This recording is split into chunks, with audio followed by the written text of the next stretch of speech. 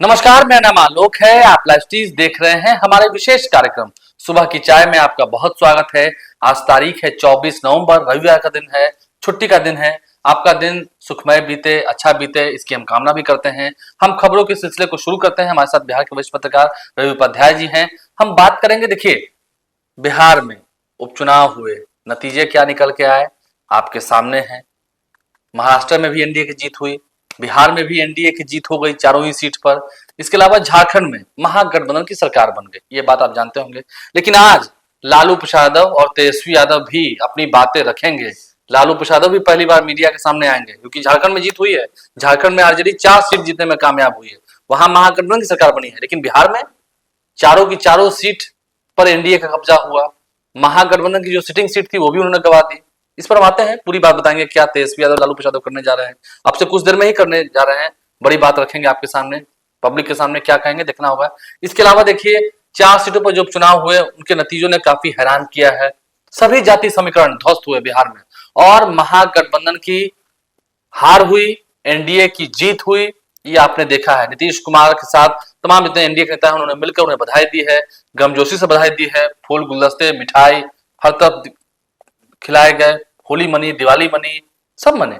और नीतीश कुमार ने कल बख्तियारपुर जाकर एक बड़ी सौगात भी दी है। हम तमाम खबरों पाते हैं, रवि उपाध्याय जी हैं। तेजस्वी यादव के लिए बड़ा झटका। ठीक है, झारखंड में महागठबंधन की सरकार बन गई, लेकिन बिहार में तो महागठबंधन चारों ही सीट पर हार गई। एनडीए चारों ही सीटों पर जीती। 4 में से 3 सीटें महागठबंधन के पास थी पहले सिटिंग, क्योंकि वहां पर के जो प्रतिनिधि थे वो सांसद हो गए, केंद्रीय मंत्री हो गए, इसलिए वहां चुनाव हुए। और तेजस्वी यादव को, लालू प्रसाद यादव को बड़ा झटका। खुद लालू प्रसाद यादव प्रचार करने गए थे बेलागंज, वहां भी हार गए। देखिए, निश्चित रूप से यह हम लोग जो बार बार इस बात को कह रहे हैं कि जो 4 सीटों पर उपचुनाव हुए उसमें वह 4 सीट में 3 सीट जो है सो महागठबंधन का सीट हुआ था। तो उस सीट में वो उससे एनडीए ने छीन लिया है। भारतीय जनता पार्टी ऐसे कह लीजिए, और जदयू ने एनडीए से, महागठबंधन से उन 3 सीट को छीन लिया है। और एक सीट इमामगंज की सीट उसके पास पहले से थी, तो वह सीट तो उसके पाले में है ही, उसमें कहीं कोई। तो ये 4 सीट पर यह जो इस बार का चौंकाने वाला परिणाम कहा जाए, क्योंकि देखिए, यह जो 2 सीट की हम लोग बात करते हैं, बेलागंज और रामगढ़, यह दोनों जो है सो मजबूत किला हुआ करता था राजद का, आज से नहीं 30 वर्षों से, 34 सालों का। 34 साल बेलागंज में सुरेंद्र यादव, मगध सम्राट, बिल्कुल हार गए। और नहीं, और वही बेटे हार गए। और वही रामगढ़ भी जो है सो जगदानंद सिंह का किला था। सुधाकर सिंह एमएलए हुए, मंत्री हुए, फिर एमपी हो गए। अब तो वो इस लिहाज से इन दोनों सीटों को भारतीय जनता पार्टी कह लीजिए, एनडीए कह लीजिए, इन लोगों सीट को छीनना ये एक बहुत बड़ी बात है। और इस पर किसी का कोई दांव पेच नहीं चला। तमाम एमवाई समीकरण फेल हो गया, मुस्लिम यादव समीकरण फेल हो गया। ये इस उपचुनाव का यही मैसेज है कि आप तेजस्वी यादव जितनी बात कह रहे थे कि आरक्षण को 9वीं अनुसूची में शामिल नहीं करने, स्मार्ट प्रीपेड मीटर, और 17 महीने के कालखंड में तेजस्वी यादव ने सरकारी नौकरी, ये सब कहाँ चला गया? जनता तो इसको नकार दिया। इस उपचुनाव में लैंड सर्वे, गांव, सब ग्रामीण क्षेत्र में वोट पड़ा। हम वही कह रहे हैं। तो यह सब, यानी कि एनडीए एकजुट रहेगा तो जीत उसकी होगी। बिल्कुल, ये सब जो है सो आपको, और देखिए कहीं ना कहीं आप ये बात समझिए, और एक तरीके से परिवारवाद को भी नकार दिया जनता ने। इस बात को भी मानना नहीं, तो कह रहे थे कि जितना मांझी की बहू भी हार जाएंगे, वो तो जीत गए। हाँ, वही कह रहे हैं। तो ये देखिए, वो एनडीए की ताकत थी। हाँ, वही हम बताना चाह रहे हैं। इस बार जो परिवारवाद की जो बात होती है उसमें वो लोग हार गए, महागठबंधन के लोग, और इंडिया जो है सो का रिजल्ट सामने है आपके। तो ये सीट पर हार गए। हाँ, और देखिए सबसे बड़ी बात है कि ये 4 सीट पर जो उपचुनाव के नतीजे आए, बेलागंज, रामगढ़, तरारी और इमामगंज की, इसमें जो भी नीतीश कुमार, इसको ऐसे समझा जाए, आपको नीतीश कुमार और उनकी पार्टी या भारतीय जनता पार्टी जो कही है, सरकार के कामकाज पर मुहर लगाया है जनता ने, जितवा करके। ये एकदम स्पष्ट है, पूरी क्लियरिटी के साथ। नहीं, हम चारों के नाम लेते हैं। देखिए, स्वर्गीय बिंदी यादव की पत्नी मनोरमा देवी चुनाव जीत गई, बिल्कुल, विश्वनाथ यादव को हराकर। विशाल प्रशांत चुनाव जीत गए तरारी से।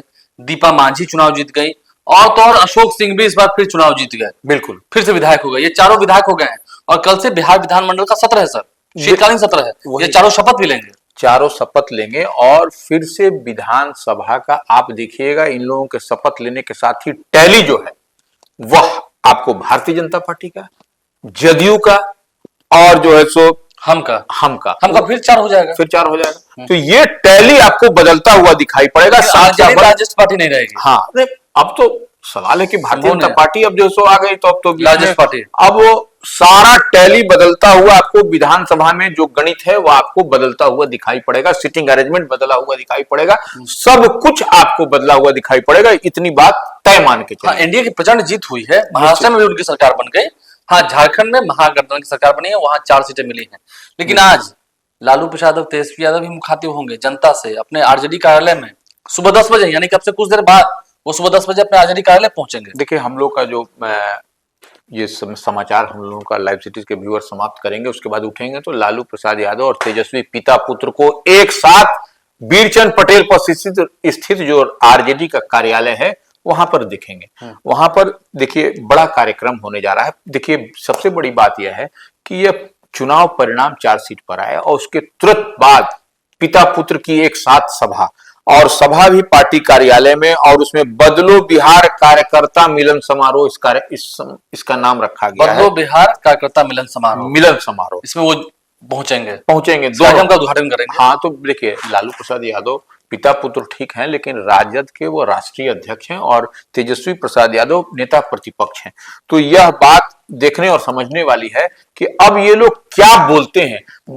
पत्रकार से जब बात होगी, जब चुनाव में उपचुनाव के परिणाम आएंगे, उस पर उन लोगों का क्या जवाब आता है, लालू प्रसाद यादव का और तेजस्वी यादव का। हालांकि तेजस्वी यादव ने झारखंड को लेकर के कही है कि हम 6 सीट पर लड़े थे और 4 हम जीते हैं, पहले हम 1 थे, अब 4 हैं।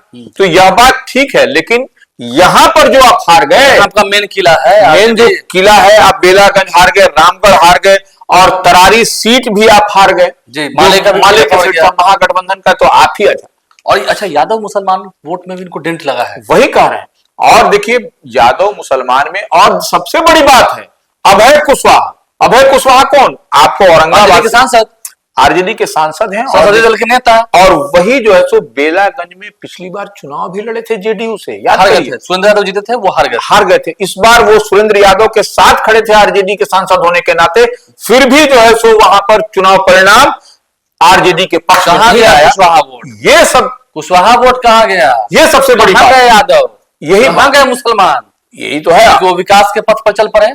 वही हम कह रहे हैं कि ये सब कहीं ना कहीं आपको समझना पड़ेगा और इस बात को बताना पड़ेगा कि किस तरीके से कहां गए यादव, कहां गए कुशवाहा को बताना पड़ेगा ना। खुद 2 दिन कैंप किया, वहीं बर्थडे सेलिब्रेशन भी हुआ गया में। लालू प्रसाद यादव को जाना पड़ा, सिर्फ 2 जगह ही सभा की, देखिए कोडरमा में और गया के बेलागंज में, दोनों ही जगह चुनाव हार गए, दोनों जगह चुनाव, कोडरमा भी हार गए, सुभाष यादव भी हार गए चुनाव। बिल्कुल, तो ये एक बड़ी बात है। अब देखने वाली बात है कि लालू प्रसाद यादव खैर अस्वस्थ हैं, लेकिन अब क्या बोलते हैं, और तेजस्वी यादव फिजा को बदलने की ताकत है लालू प्रसाद, निश्चित रूप से। वह तो देखिए, तेजस्वी यादव भी अच्छे नेतृत्व करता है। लालू यादव एक जादूगर हैं, वह पब्लिक से कनेक्ट करते हैं अपने आप को, उनकी बात, उनकी भाषा, उनकी शैली, उनका रहन, उनका खान पान, सब कुछ। तो ये जो है सो कोई चीज अब लालू प्रसाद यादव को आउटराइट रिजेक्ट नहीं कर सकते, लेकिन तेजस्वी क्या कहेंगे यह देखने वाली, क्योंकि दारोमदार उन्हीं के कंधे पर था। क्योंकि यह है कि ये भी कहेंगे कि अब कड़े फैसले लेने होंगे, पार्टी का भला चाहते हैं तो परिवार नहीं चलेगा, कड़े फैसले लेने होंगे, क्योंकि लड़ाई एनडीए से होनी है। देखिए, और फिर उसके बाद ये कल जो है सो चारों विधायक आपके शपथ लेंगे। कल से सर विधानमंडल का सत्र है। हाँ। इसमें हंगामा होगा। शिक्षकों की ट्रांसफर पोस्टिंग भी एक मुद्दा है, ठीक है, वो स्थगित कर दिया गया है। नीतीश कुमार ने भी कहा कि अब वो कहीं नहीं जाएंगे, लेकिन मामला तो सदन में उठेगा, गरमाएगा। देखिए, निश्चित रूप से ट्रांसफर पोस्टिंग का ऐसा मसला है, ऐसा मुद्दा है, ऐसा इशू है कि इसको आप इधर उधर नहीं कर सकते। ये लोग जो शिक्षक प्रतिनिधि हैं या विधायक हैं, अब देखिए, अब आपको अगले साल चुनाव है विधानसभा 25 में, तो अब समय भी नहीं, अब 1 साल गिने चुने दिन बड़े पड़े, 1 साल बाकी, और ये उपचुनाव का जो परिणाम का जो रिजल्ट आया है, इससे और बौखलाहट और बेचैनी तमाम सत्तारूढ़ दल हो या फिर रूलिंग पार्टी हो, माने विपक्ष हो। नहीं, विधानसभा के सत्र में एनडीए के लोग तो पूरा कॉन्फिडेंस में आएंगे एकदम, बिल्कुल। तो ये अब 4 जो नए जीत करके आए हैं, ये लोगों का ओथ भी होगा, शपथ भी होगा सोमवार को, और उसके बाद कल उसके बाद से देखिए कि वहां पर गणित भी आपको बदलता हुआ दिखाई पड़ेगा। गणित बदलेगा, गणित बदला हुआ दिखाई पड़ेगा। हम तमाम खबर से अवगत करा रहे हैं। और जो चुनाव के नतीजा है उसने झटका भी दिया महागठबंधन को, बिल्कुल। एनडीए को खुशी भी दी। नीतीश कुमार से तमाम जितने एनडीए के नेता हैं वो जाके सीएम आवास में मिले भी हैं। दिलीप जायसवाल, मंगल पांडे, सम्राट चौधरी, लोजपा के जितने नेता हैं, लोजपा रामविलास जितने नेता हैं, उन्होंने जाकर मुलाकात की है, पुष्पगुच्छ दिया है, शॉल दिया है और काफी लोगों ने सेलिब्रेट किया है, जश्न भी मना है। बिल्कुल। जेडीयू कार्यालय के बाहर भी, बीजेपी में भी मना है, पटाखे छूटे हैं, होली के जैसे गुलाल लगाए गए हैं, मिठाई खिलाई गई है। तो ये सेलिब्रेशन था एनडीए में, पिछले दिनों में देखा। और आज लालू प्रसाद यादव क्या कहेंगे, तेजस्वी यादव क्या कहेंगे, वो भी हम देखते हैं। कल नीतीश कुमार ने भी बड़ी सौगात दी है बख्तियारपुर पहुंचकर, निश्चित रूप से बख्तियारपुर जीत के बाद। हाँ, जीत के बाद वो बधाई स्वीकार करने के बाद तमाम एनडीए के नेताओं का उनके आवास पर जाना, चिराग पासवान की पार्टी लोक जनशक्ति पार्टी रामविलास से भी सब तमाम नेता गए थे, मिले थे और उनको बधाई एक दूसरे को मिलकर के दी गई। लेकिन बख्तियारपुर इसके बाद वह निकले। बख्तियारपुर पटना से लगा हुआ ही बख्तियारपुर है, तो वहां पर पढ़ने वाले हैं। हाँ, पाटलिपुत्रा विश्वविद्यालय के प्रशासनिक और शैक्षणिक भवन का शिलान्यास किया गया है, ये नीतीश कुमार के माध्यम से। तो ये जो 24 माह में बनकर तैयार होगा, ये एक बड़ी सौगात अच्छी बात है। पाटलिपुत्रा विश्वविद्यालय का शैक्षणिक भवन होगा, प्रशासनिक भवन होगा, वो बख्तियारपुर में ही होगा। तो ठीक है, वो एरिया बाय एरिया थोड़ा दूर जा रहा है तो अच्छा डेवलपमेंट भी और होगा। नहीं, पटना का एक्सपेंशन है, एक्सपेंशन पटना का विस्तार है। आप इतने दूर में रह जाइएगा तो सब कुछ यहीं पर रह तो जमीन है, बिल्कुल। तो वो एक्सपेंशन हर बड़े शहर 24 महीने मास 2 साल में बनकर तैयार हो जाएगा। बिल्कुल। काफी ये देखिए 212.86 करोड़ की लागत से यह तैयार होगा। 212.86 करोड़ रुपए की लागत से बनकर 2 साल में तैयार हो जाएगा। 2 साल में तैयार होगा। 6,07,600 वर्ग फीट में है ये पूरा। 6,07,600 वर्ग फीट। हाँ, तो बड़ा होगा, बड़ा कैंपस बड़ा होगा, बड़ा है और निश्चित रूप से इसके लिए पूरी तैयारी कर ली गई है। अब जो है सो इस पर काम आपको तेजी से होगा। नीतीश कुमार देखिए तो काम तो कर रहे हैं लगातार। कहा था नीतीश कुमार नहीं बोलते हैं, नीतीश कुमार का काम ज्यादा बोलता है, उनका किया गया काम वो ज्यादा बोलता है निश्चित रूप से। और लोग तो कह भी रहे थे, कललन सिंह भी कह रहे थे, केंद्रीय मंत्री हैं, कि 25 में फिर से नीतीश कुमार। लोकल नाम लगाते हैं 25 से 30 फिर से नीतीश। एनडीए के लोगों का मनोबल ऊंचा हुआ है ना। ये उपचुनाव के जो नतीजे आए, हम तो बार बार कहे कि जो उपचुनाव के नतीजे है, नीतीश कुमार और भारतीय जनता पार्टी की सरकार के काम काज पर मुहर लग गई है।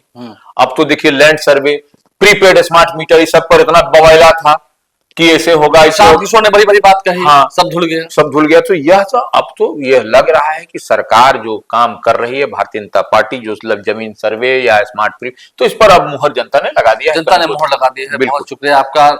आज के इस सुबह की चाय कार्यक्रम में इतना ही। आज देखना होगा लालू प्रसाद यादव, तेजस्वी यादव क्या कहते हैं, उन खबरों से भी आपको अवगत कराएंगे। हमारे चैनल को सब्सक्राइब कर लें। अगर इस वीडियो को फेसबुक पर देख रहे हैं तो पेज को लाइक करना भूलें। और हमारे रोजाना कार्यक्रम सुबह में हम आपसे मिलते हैं।